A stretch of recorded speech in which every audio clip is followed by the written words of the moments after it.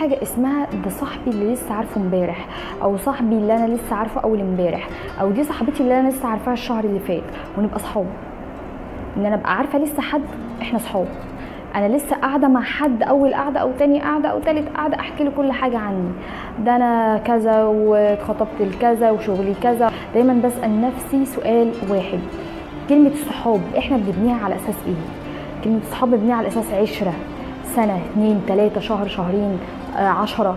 المهم انها بتتبني مع العشره ومع التعامل.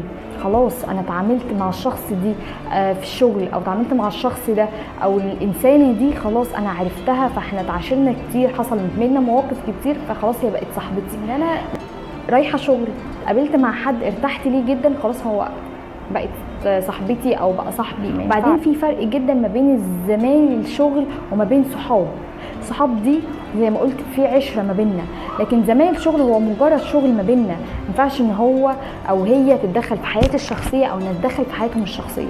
دي بيحصل قدام مواقف كتير جدا جدا جدا جدا. حد يبيع حد،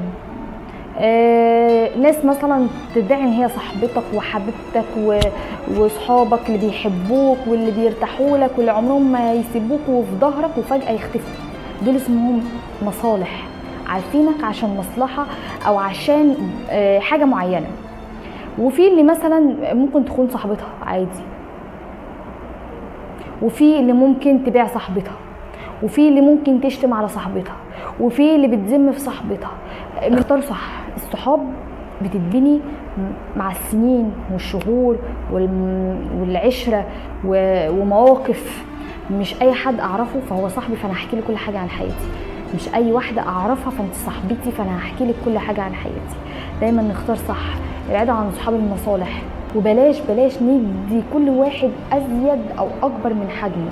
البني ادم لما بتديه اكبر من حجمه فهو بيشوف نفسه عليك. عامل كل واحد بنفس المعامله بتاعته، هو بيعاملك كذا فانت تعامله بنفس المعامله. بلاش